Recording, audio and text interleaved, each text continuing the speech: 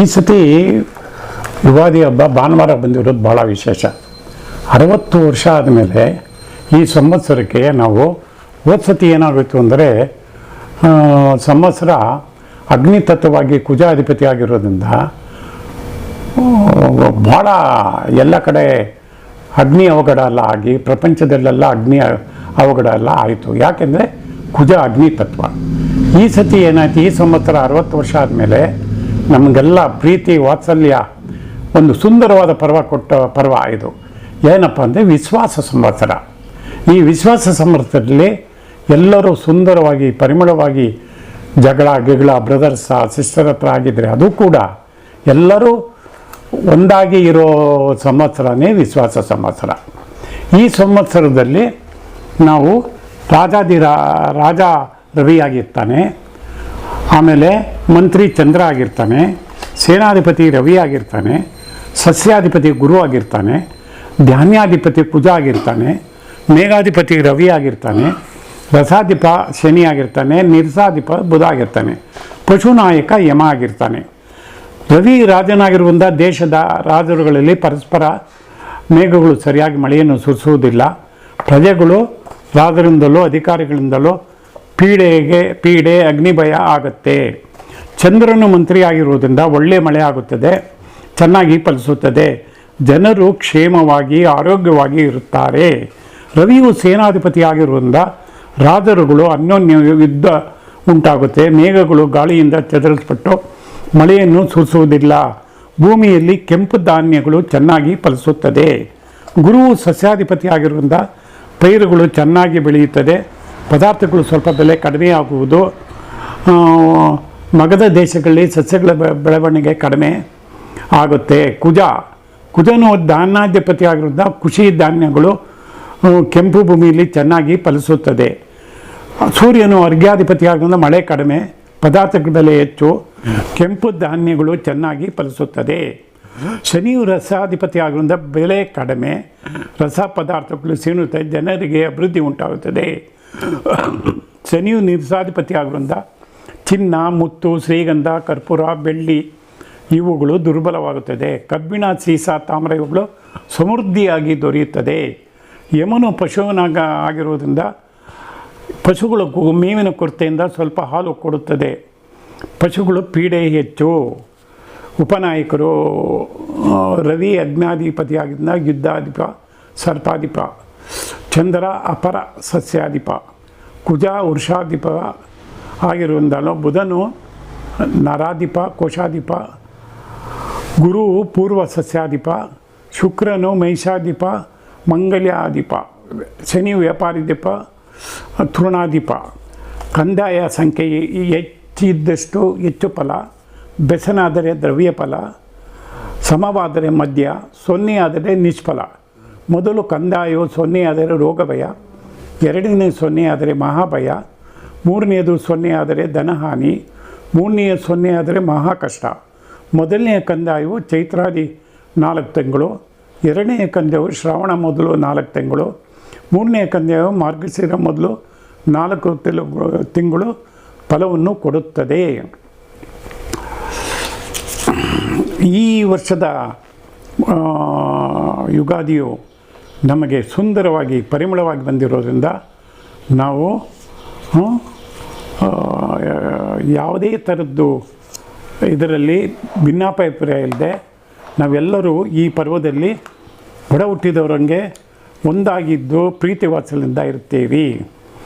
ಈ ವಿಶ್ವಾಸ ಸಂವತ್ಸರದಲ್ಲಿ ನಮಗೆ ಎಷ್ಟು ಕಂದಾಯ ಫಲ ಬರುತ್ತೆ ಅಂತ ನೋಡೋಣ.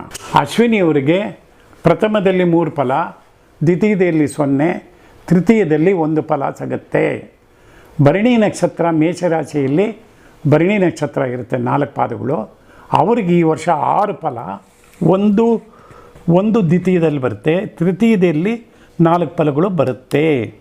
ಕೃತಿಕಾ ನಕ್ಷತ್ರ 1ನೇ ಪಾದ ಅವರಿಗೆ 1 ಪ್ರಥಮದಲ್ಲಿಯೂ ದ್ವಿತೀಯದಲ್ಲಿ 2, ತೃತೀಯದಲ್ಲಿ 2 ಬರುತ್ತೆ. ರೋಹಿಣಿ ನಕ್ಷತ್ರ ವೃಷಭ ರಾಶಿ ಅವರಿಗೆ 4 ಪ್ರಥಮದಲ್ಲಿ ಬರುತ್ತೆ, ಆಮೇಲೆ 0 ಬರುತ್ತೆ.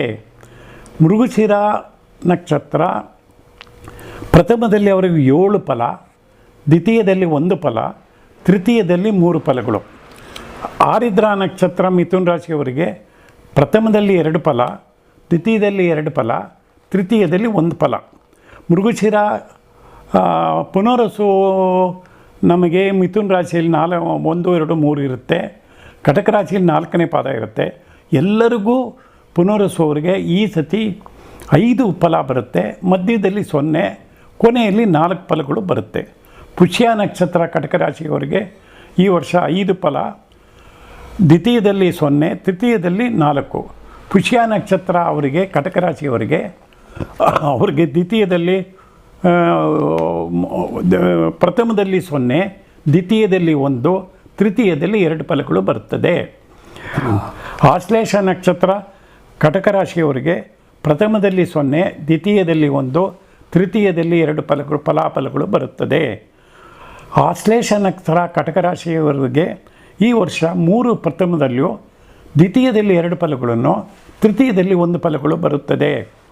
ಮಖ ನಕ್ಷತ್ರ ಸಿಂಹರಾಶಿಯವರಿಗೆ ಈ ವರ್ಷ ಅವ್ರಿಗೆ ಭಾಳ ಅದೃಷ್ಟ, 6 ಫಲ ಬರುತ್ತೆ, ಮಧ್ಯದಲ್ಲಿ ಏನೂ ತೊಂದರೆ ಇಲ್ಲ, ಕೊನೆಯಲ್ಲಿ 3 ಫಲಗಳು ಬರುತ್ತೆ. ಪುಬ್ಬ ನಕ್ಷತ್ರ ಸಿಂಹರಾಶಿಯವರಿಗೆ ಪ್ರಥಮದಲ್ಲಿ 1, ದ್ವಿತೀಯದಲ್ಲಿ 1, ತೃತೀಯದಲ್ಲಿ 1 ಫಲಾಫಲಗಳು ಬರುತ್ತದೆ. ಉತ್ತರ ಫಲ್ಗುಣಿ ನಕ್ಷತ್ರ 4 ಪಾದಗಳಿಗೂ, ಉತ್ತರ ಫಲ್ಗುಣಿ 4 ಪಾದಗಳಿಗೂ ಕೂಡ ಪ್ರಥಮದಲ್ಲಿ 4, ದ್ವಿತೀಯದಲ್ಲಿ 2, ತೃತೀಯದಲ್ಲಿ 4 ಫಲಗಳು ಬಂದೇ ಬರುತ್ತದೆ. ಹಸ್ತ ನಕ್ಷತ್ರ ಕನ್ಯಾ ರಾಶಿ ಅವರಿಗೆ ಈ ವರ್ಷ 7 ಪ್ರಥಮದಲ್ಲಿ, ದ್ವಿತೀಯದಲ್ಲಿ 0, ತೃತೀಯದಲ್ಲಿ ಅವರಿಗೆ 2 ಫಲಗಳು ಬರುತ್ತದೆ.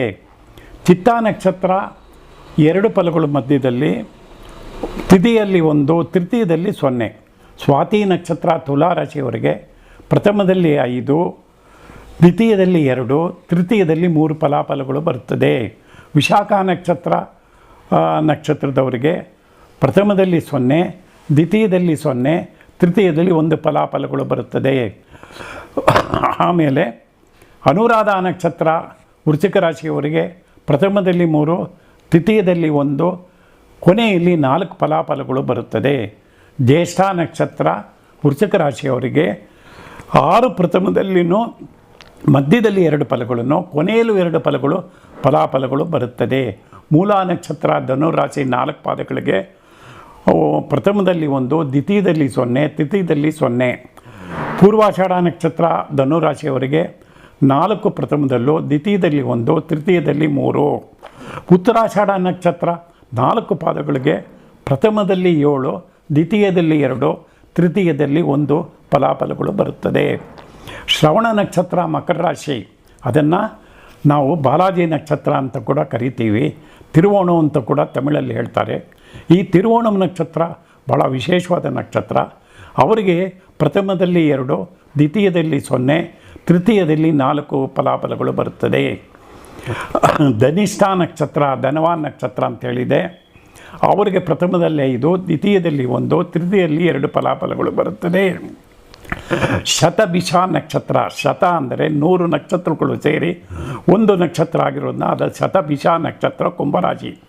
ಈ ಕುಂಭರಾಶಿಯವರಿಗೆ ಪ್ರಥಮದಲ್ಲಿ 0, ದ್ವಿತೀಯದಲ್ಲಿ 2, ತೃತೀಯದಲ್ಲೂ 0 ಬರುತ್ತದೆ. ಪೂರ್ವಭಾದ್ರ ನಕ್ಷತ್ರ ಕುಂಭರಾಶಿ ಅವರಿಗೆ 3 ಫಲಗಳು, ಆಮೇಲೆ ದ್ವಿತೀಯದಲ್ಲಿ 0, ತೃತೀಯದಲ್ಲಿ 3 ಬರುತ್ತದೆ. ಉತ್ತರಾಭಾದ್ರ ನಕ್ಷತ್ರ ಮೀನರಾಶಿಯವರಿಗೆ ಪ್ರಥಮದಲ್ಲಿ 6, ದ್ವಿತೀಯದಲ್ಲಿ 1, ತೃತೀಯದಲ್ಲಿ 1 ಫಲಾಫಲಗಳು ಬರುತ್ತದೆ. ರೇವತಿ ನಕ್ಷತ್ರ ಮೀನರಾಶಿಯವರಿಗೆ ಪ್ರಥಮದಲ್ಲಿ 1, ದ್ವಿತೀಯದಲ್ಲಿ 2, ತೃತೀಯದಲ್ಲಿ 4 ಫಲಾಫಲಗಳು ಬರುತ್ತೆ. ಇದು ಕಂದಾಯದ ಈ ವರ್ಷದ ಅವರಿಗೆ ಯಾವ ರೀತಿ ಫಲಾಫಲಗಳು ಬರುತ್ತೆ ಅಂತ ನಾನು ಓದಿ ಹೇಳಿದ್ದೀನಿ. ಈ ಸತಿ ಆದಾಯ ಅದೇ ಎಲ್ಲರೂ ಕಾಯ್ತಾ ಇರೋದು. ಎಲ್ಲ ರಾಶಿ 12 ರಾಶಿಯವರಿಗೆ ಏನೋ ವಿಶ್ವಾಸ ಸಂವತ್ಸರದಲ್ಲಿ ಯಾವ ರೀತಿ ಆದಾಯ ಬರುತ್ತೆ. ಮೇಷ ವೃಶ್ಚಿಕ ರಾಶಿ. ಮೇಷದಲ್ಲಿ ಅಶ್ವಿನಿ 4 ಪಾದಗಳು, ಭರಣಿ 4 ಪಾದಗಳು, ಕೃತಿಕ 1 ಪಾದ ಇರ್ತದೆ. ವೃಶ್ಚಿಕ ಅಂದರೆ ವೃಶ್ಚಿಕ ರಾಶಿಯಲ್ಲಿ ನಮಗೆ ಅನುರಾಧ 4 ಪಾದಗಳು, ಜ್ಯೇಷ್ಠ 4 ಪಾದಗಳು ಈ ಇರೋದ್ರಿಂದ ಈ ಊರಿಗೆ ಆದಾಯ 2, ವ್ಯಯ 14 ಬರುತ್ತೆ ಖರ್ಚು, ಆರೋಗ್ಯ 3, ಆಮೇಲೆ ಅನಾರೋಗ್ಯ 5, ರಾಜಕೋಪ 6, ಸುಖ 3, ದುಃಖ 3. ವೃಷಭ ರಾಶಿ, ತುಲಾ ರಾಶಿ. ವೃಷಭ ರಾಶಿಯಲ್ಲಿ ನಮಗೆ ರೋಹಿಣಿ 4 ಪಾದಗಳಿರುತ್ತೆ. ಅಲ್ಲಿ ಭಾಳ ಮೊದಲು ಮೃಗಶಿರ 3, 4 ಇರುತ್ತೆ, ಆಮೇಲೆ ರೋಹಿಣಿ ನಕ್ಷತ್ರ ಇರುತ್ತೆ, ಕೃತಿಕ 1, 2, 3 ಇರುತ್ತೆ. ಇವರಿಗೆ ವೃಷಭ ತುಲಾ ಅವರಿಗೆ 11 ಆದಾಯ, ವ್ಯಯ 5, ಆರೋಗ್ಯ 0, ಅನಾರೋಗ್ಯ 4, ರಾಜಕೋಪ 4, 2 ರಾಜಕೋಪ, ಸುಖ 6, ದುಃಖ 3. Very good. ವೃಷಭ ತುಲಾ ರಾಶಿಯವರಿಗೆ 6 ಸುಖ ಬರುತ್ತೆ, ಖರ್ಚು 3 ಬರುತ್ತೆ. ಮಿಥುನ ಕನ್ಯಾ ರಾಶಿಯವರಿಗೆ 14 ಆದಾಯ, 2 ವ್ಯಯ, ಆರೋಗ್ಯ 2, ಆಮೇಲೆ ಅನಾರೋಗ್ಯ 5, ರಾಜಕೋಪ 1, ಸುಖ 6, ದುಃಖ 3.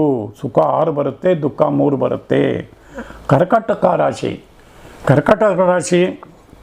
ಅವರಿಗೆ ಭಾಳ ಅದೃಷ್ಟ. 14 ಆದಾಯ, ವ್ಯಯ ಓನ್ಲಿ 8, ಆರೋಗ್ಯ 6, ಅನಾರೋಗ್ಯ 5, ರಾಜಕೋಪ 6, ಆಮೇಲೆ 3 ಸುಖ, ದುಃಖ 3. ಆಮೇಲೆ ಉತ್ತರ ಫಲ್ಗುಣಿ ಸಿಂಹರಾಶಿ ಅವರಿಗೆ ಈ ವರ್ಷ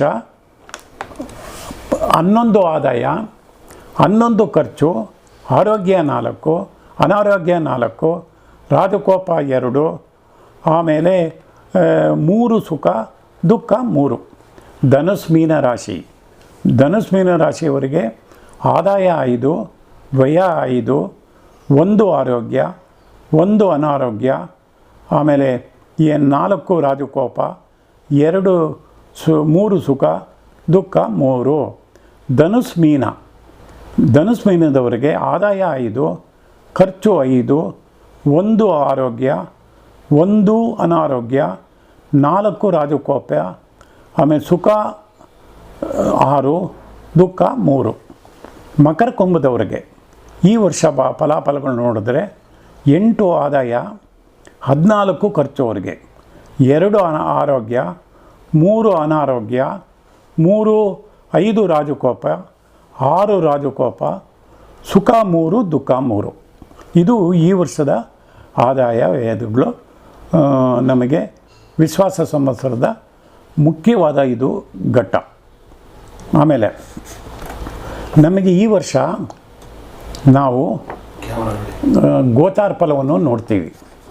ಮುಖ್ಯವಾಗಿ ಗೋಚಾರ ಫಲವನ್ನೇ ನಾವು ತಗೊಳ್ಳೋದು ಯಾವ ರೀತಿ ಅಂದರೆ, ಈ ವಿಶ್ವಾಸ ಸಂವತ್ಸರದಲ್ಲಿ ಗೋಚಾರ ಫಲವನ್ನು ನಾವು ತಗೊಳ್ಳುವಾಗ ಮುಖ್ಯವಾಗಿ ನಮಗೆ ಗ್ರಹಗಳು, ಶನಿ 2 ವರ್ಷ ಒಂದು ಮನೇಲಿರ್ತಾನೆ, ರಾಹು ಕೇತುಗಳು 18 ತಿಂಗಳು ಒಂದು ಮನೇಲಿರ್ತಾರೆ.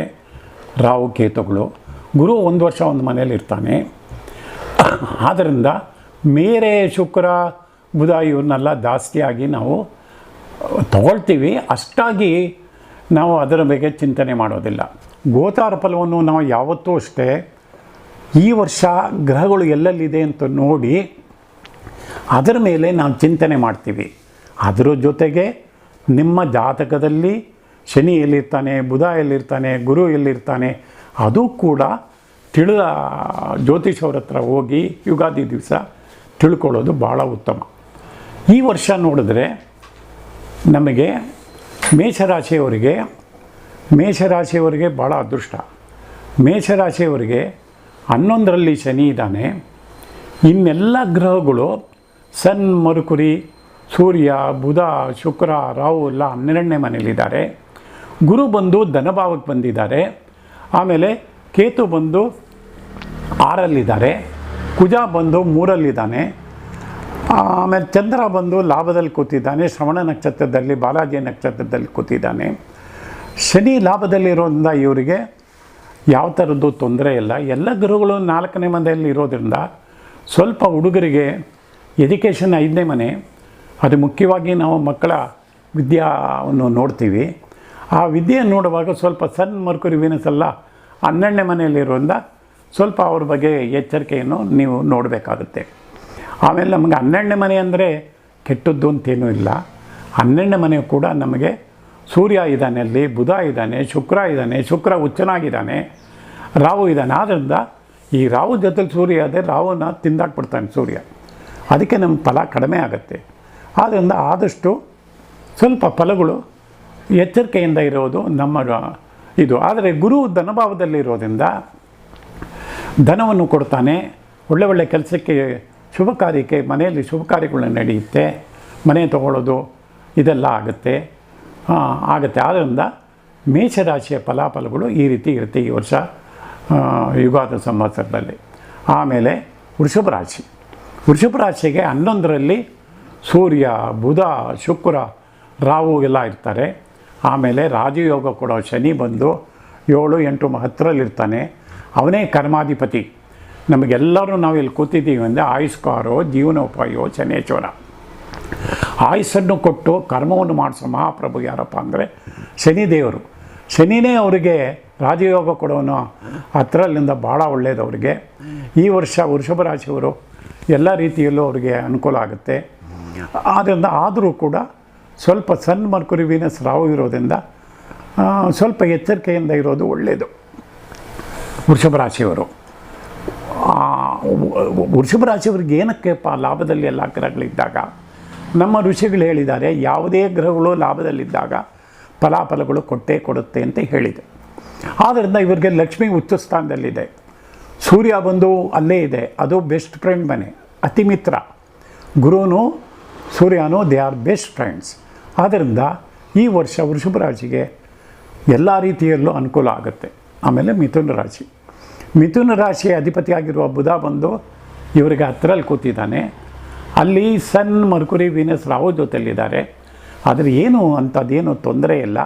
12ನೇ ಮನೆಯಲ್ಲಿ ನಮಗೆ ಗುರು ಇರೋದ್ರಿಂದ ಶುಭ ಕಾರ್ಯಕ್ಕೆ ಖರ್ಚಾಗುತ್ತದೆ.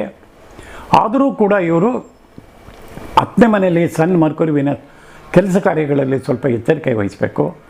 ಆಮೇಲೆ ಹುಡುಗರ ಎಜುಕೇಷನ್ 5ನೇ ಮನೆ, ಆದ್ದರಿಂದ ಅದರಲ್ಲೂ ಸ್ವಲ್ಪ ನೋಡಿಕೊಂಡು ಅವ್ರು ಹೇಗಿದೆ, ಏನು ಓದ್ತಾರೆ, ಏನು ಮಾಡ್ತಾಯಿದ್ದಾರೆ, ಅವರು ಎಲ್ಲ ನೋಡಿ ಅವ್ರ ಬಗ್ಗೆ ಸ್ವಲ್ಪ ಚಿಂತನೆಯನ್ನು ಮಾಡಬೇಕು. ಮಿಥುನ ರಾಶಿ ಈ ವರ್ಷ 10ರಲ್ಲಿ ಬುಧ ಇದ್ದಾನೆ ಲಗ್ನಾಧಿಪತಿ, ಹಾಗೂ ಸೂರ್ಯ ಇದ್ದಾನೆ ಲಾಭಾಧಿಪತಿ. ಆಮೇಲೆ ಶುಕ್ರ ಇದ್ದಾನೆ, ಉಚ್ಚ ಸ್ಥಾನದಲ್ಲಿ ಶುಕ್ರ ಇದ್ದಾನೆ. ರಾಹು ಕೂಡ ಅಲ್ಲೇ ಇದ್ದಾನೆ.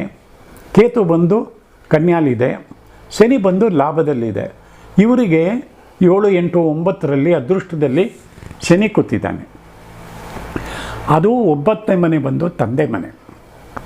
ಶನಿ 9ರಲ್ಲದೆ ಸ್ವಲ್ಪ ತಂದೆ ಬಗ್ಗೆ ಸ್ವಲ್ಪ ಎಚ್ಚರಿಕೆಯನ್ನು ವಹಿಸಬೇಕು.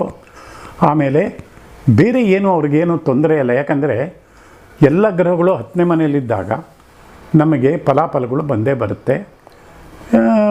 ನಾವು ಆದಷ್ಟು ಸ್ವಲ್ಪ ಆಫೀಸ್ ಕೆಲಸಗಳಲ್ಲಿ ಅಥವಾ ಲ್ಯಾಂಡ್ ಪರ್ಚೇಸ್ ಮಾಡೋದಿಂಥ ಕಡೆ ಎಲ್ಲ ಸ್ವಲ್ಪ ಹುಷಾರಾಗಿರ್ಬೇಕು. ಯಾಕಂದರೆ ರಾಹು ಏನು ಮಾಡುತ್ತೆ, ಹೆಣ್ಣು ಅದು ನಮ್ಮನ್ನು ಚಂಚಲತೆ ಮಾಡುತ್ತೆ, ಮೈಂಡನ್ನು ಅಪ್ಸೆಟ್ ಮಾಡುತ್ತೆ. ಏನೋ ಮಾಡೋಕ್ಕೋಗಿ ಯಾರೋ ಹೇಳ್ಬಿಟ್ರು ಫ್ರೆಂಡ್ ಅಂತ ಚೆಕ್ ಅಂತ ದುಡ್ಡು ಕೊಟ್ಬಿಡೋದು, ಅವನು ಕೊಡೋದೇ ಸೈಟ್ ಆಮೇಲೆ ಏಮಾರಿಸೋದು, ಇದೆಲ್ಲ ಆಗುತ್ತೆ. ಆದಷ್ಟು ಲಾಯರ್ ಮೂಲಕನೇ ಹೋಗಿ ಸೈಟ್ಗಳು ಇದಾಗಲಿ ಯಾವುದೇ ಆಗಲಿ ಥ್ರೂ ಲಾಯರ್ ಹೋಗೋದೇ ಒಳ್ಳೆಯದು ಇವರು ಈ ವರ್ಷ. ಆಮೇಲೆ ಕಟಕ ರಾಶಿಗೆ ಈ ವರ್ಷ 7, 8ರಲ್ಲಿ ಶನಿ ಇದ್ದಾನೆ. 8ರಲ್ಲಿ ಶನಿ ಇರ್ಬೋದು, ನಮ್ಮಲ್ಲಿ ಹೇಳಿದೆ. 9ನೇ ಮನೆಯಲ್ಲಿ ಸೂರ್ಯ, ಬುಧ, ಶುಕ್ರ, ರಾಹು ಎಲ್ಲರೂ ಇದ್ದಾರೆ, ಬಹಳ ಒಳ್ಳೆಯದು. ಕಟಕ ರಾಶಿಯವರಿಗೆ 9ನೇ ಮನೆಯಲ್ಲಿ 4 ಗ್ರಹಗಳಿದೆ. ಅದು ಇಲ್ಲದೆ ಚಂದ್ರ ಬೇರೆ 7ರಲ್ಲಿದ್ದರೆ ಶ್ರವಣ ನಕ್ಷತ್ರದಲ್ಲಿದೆ. ಆ ಶ್ರವಣ ನಕ್ಷತ್ರವನ್ನು ತಿರುವೋಣಂ ನಕ್ಷತ್ರ ಅಂತ ಹೇಳ್ತೀವಿ. ಅದು ಅವರು ಭಾಳ ಕಷ್ಟಜೀವಿಗಳು. ಕುಂಭರಾಶಿ ಮಕರ ರಾಶಿಯವರೆಲ್ಲ ಭಾಳ ಕಷ್ಟಪಟ್ಟು ಜೀವನ ನಡೆಸ್ತಾರೆ. ಅದಕ್ಕೆ ಅವ್ರಿಗೆ ಜೀವನದಲ್ಲಿ ಯಾವತ್ತೂ ತೊಂದರೆ ಆಗೋದಿಲ್ಲ. ಯಾಕೆ, ನಾನು ಹಾರ್ಡ್ ವರ್ಕ್, ಸಿಕ್ಕಾಪಟ್ಟೆ ಕಷ್ಟಜೀವಿಗಳು ಅವರು. ಯಾವ ಕೆಲಸ ಕೊಟ್ಟರು ಮಾಡ್ತಾರೆ. ಆದ್ದರಿಂದ ಅವರಿಗೆ ಏನಕ್ಕೆ ಅದು ಮಾಡ್ತಾರೆ ಅಂದರೆ ಶನಿನೇ ಅಧಿಪತಿ. ಯಾರು ಶನಿ? ಆಯುಷ್ಕಾರೋ ಜೀವನೋಪಾಯೋ ಶನೇಶ್ವರ. ನಮ್ಮ ಕರ್ಮ ಮಾಡೋಕ್ಕೆ ಇಲ್ಲಿ ಬಂದಿದ್ದೀವಲ್ಲ ನಾವೆಲ್ಲರೂ, ಈ ಕರ್ಮವನ್ನು ಮಾಡೋಕ್ಕೆ ಬಂದಿರೋದ್ರಿಂದ ಅವನೇ ಅಧಿಪತಿ ಆಗಿರೋದ್ರಿಂದ ಅವರೇನು ಹೆದರ್ಕೋಬೇಕಾಗಿದ್ದು ಏನೂ ಇಲ್ಲ. ಆಮೇಲೆ ಸಿಂಹರಾಶಿ. ಸಿಂಹರಾಶಿಗೆ ಈ ವರ್ಷ ಅವರಿಗೆ ಶನಿ 7ರಲ್ಲಿದ್ದು ಸ್ವಲ್ಪ ದಾಂಪತ್ಯದಲ್ಲಿ ಏರ್ಪೇರಾಗ್ತಾ ಇರುತ್ತೆ. 8ನೇ ಮನೆಯಲ್ಲಿ ಸೂರ್ಯ ಬುಧ ಶುಕ್ರ ರಾಹು ಇರೋದ್ರಿಂದ 8ನೇ ಮನೇಲಿರೋದ್ರಿಂದ 8ನೇ ಮನೆಯೇ ನಾವು ನಷ್ಟ ಹಾನಿ ಮಾನ ಭಂಗ ಅಂತೀವಿ. ಆ 8ನೇ ಮನೇಲಿ ಏನಾಗುತ್ತೆ ಅಂದರೆ ಯಾವುದೋ ಸೈಟ್ ತೊಗೊಳಕ್ಕೆ ಹೋಗೋದು, ಯಾರೋ ಫ್ರೆಂಡ್ ಹೇಳೋದು ಕೇಳೋದು ಅದೆಲ್ಲ ಮಾಡಬಾರ್ದು. ನಿಮ್ಮ ರಾಹು ಹೆಣ್ಣು ಅದೇನು ಮಾಡುತ್ತೆ, ನಮ್ಮನ್ನು ತಕ್ಷಣ ದುಡ್ಡು ಕೊಟ್ಬಿಟ್ಟು ಕೈ ಸುಟ್ಕೊಳ್ಳೋದು ಮಾಡುತ್ತೆ. ಯಾವುದೇ ಕೆಲಸ ಈ ವರ್ಷ ಮಾಡಬೇಕಂದ್ರೂ ನೀವು ಲಾಯರ್ ಮೂಲಕನೇ ಹೋಗಬೇಕು. ವಿತೌಟ್ ಲಾಯರ್ ಹೋಗಬಾರ್ದು.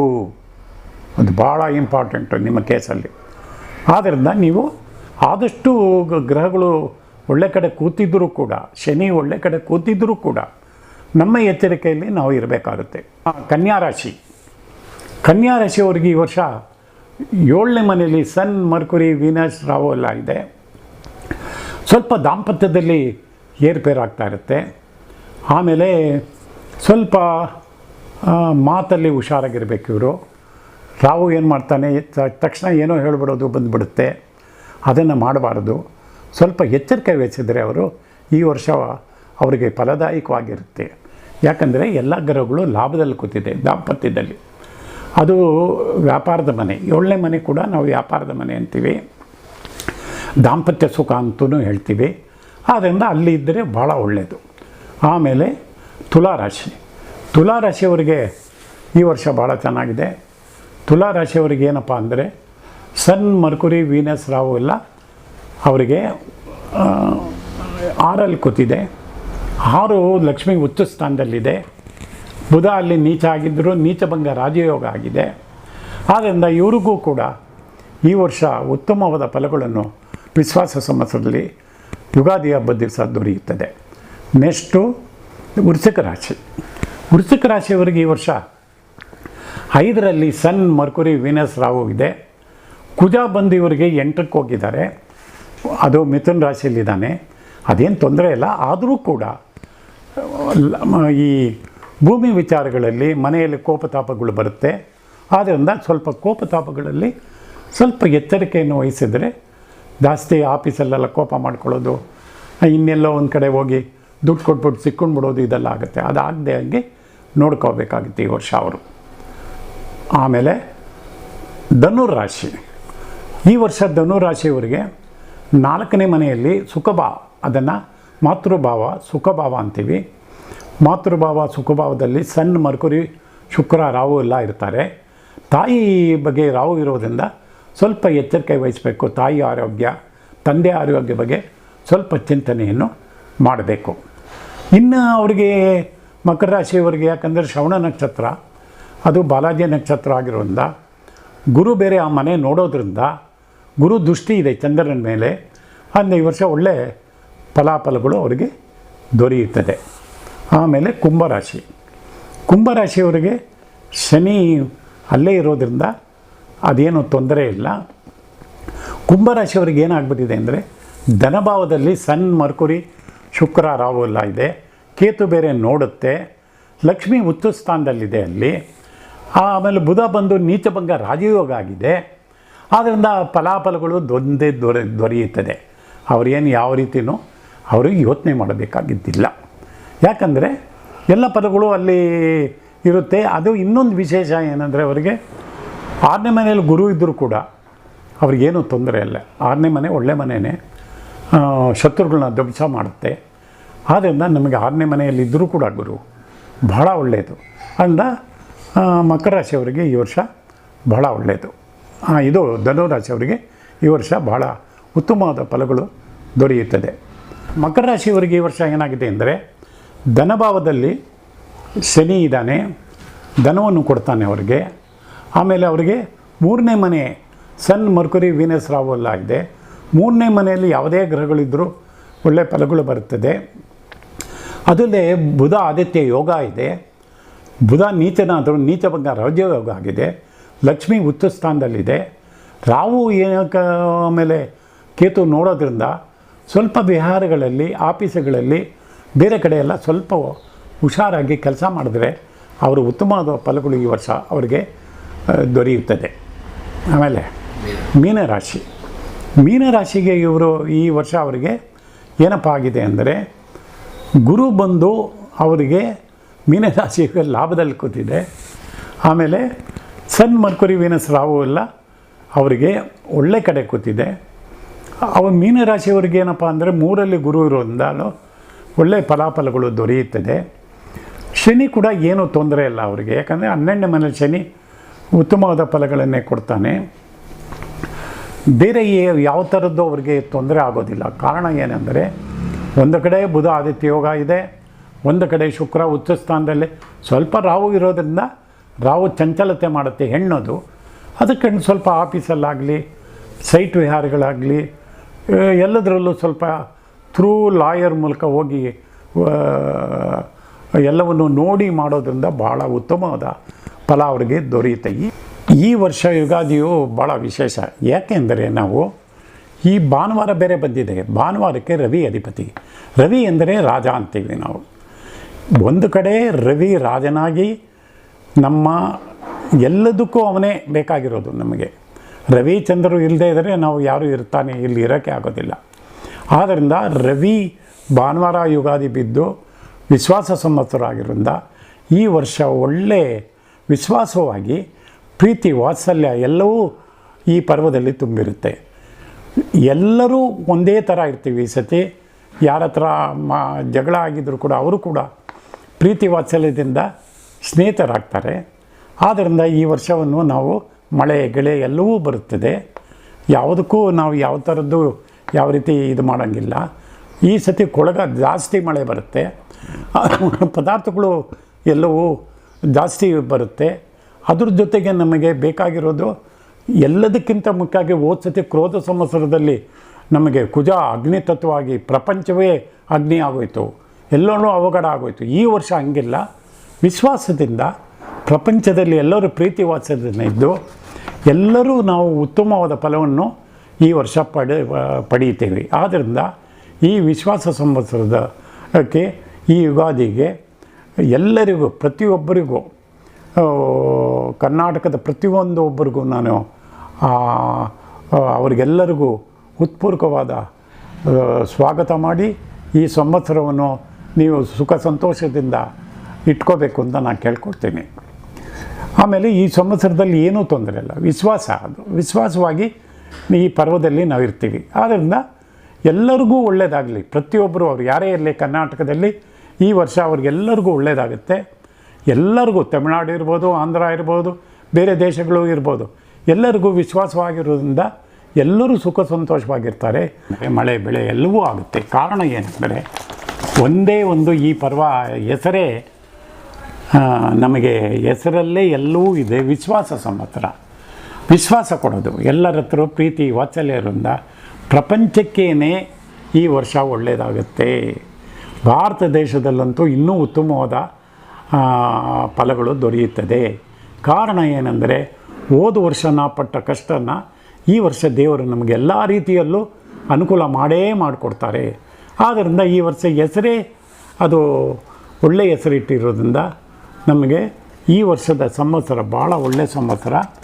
ಈ ಸಂವತ್ಸರವನ್ನು ನಾವು ಎಲ್ಲ ರೀತಿಯಲ್ಲೂ ಈ ಸಂವತ್ಸರವನ್ನು ಬರಮಾಡ್ಕೊಳ್ಳೋಣ. ಭಾನುವಾರ ಬಿದ್ದಿರೋದ್ರಿಂದ ನಮ್ಮ ಹಿಂದಿನ ಕಾಲದಲ್ಲಿ ನಾವೆಲ್ಲ ಬೆಳಗ್ಗೆನೇ ಎದ್ದು ಸ್ನಾನಾದಿಗಳನ್ನು ಮಾಡಿ ಕುಲದೇವರಿಗೆ ಪೂಜೆ ಮಾಡಿ ಹೊಸ ಬಟ್ಟೆಗಳು ಹಾಕ್ಕೊಂಡು ಬೇವು ಬಲ ಎಲ್ಲ ಎತ್ಕೊಂಡು ಎಲ್ಲ ಕಡೆ ಎಲ್ಲರ ಮನೆಗೂ ಕೊಟ್ಟು ತಿರ್ಗಾ ಅವ್ರ ಹತ್ರ ವಿಶ್ವಾಸ ತೊಗೊಂಡು ತಿರ್ಗಾ ಬರ್ತಾಯಿದ್ವಿ. ಇದು ಹೆಸರೇ ವಿಶ್ವಾಸ. ಆದ್ದರಿಂದ ಈ ವರ್ಷ ಭಾರತ ದೇಶದಲ್ಲಿ ಎಲ್ಲರೂ ಪ್ರೀತಿ ವಾತ್ಸಲ್ಯದಿಂದ ಇದ್ದು ಸುಖ ಸಂತೋಷವಾಗಿ ಇರ್ತಾರೆ ಅಂತ ನಾನು ದೇವರಲ್ಲಿ ಮತ್ತೊಮ್ಮೆ ಬೇಡ್ಕೊಳ್ತೀನಿ. ಇನ್ನೂ ಹೆಚ್ಚಾಗಿ ಸುಖ ಸಂತೋಷ ಕೊಡಬೇಕು ಅಂತ ಶ್ರೀಮನ್ ನಾರಾಯಣನಲ್ಲಿ ನಾನು ಬೇಡ್ಕೊಳ್ತೀನಿ.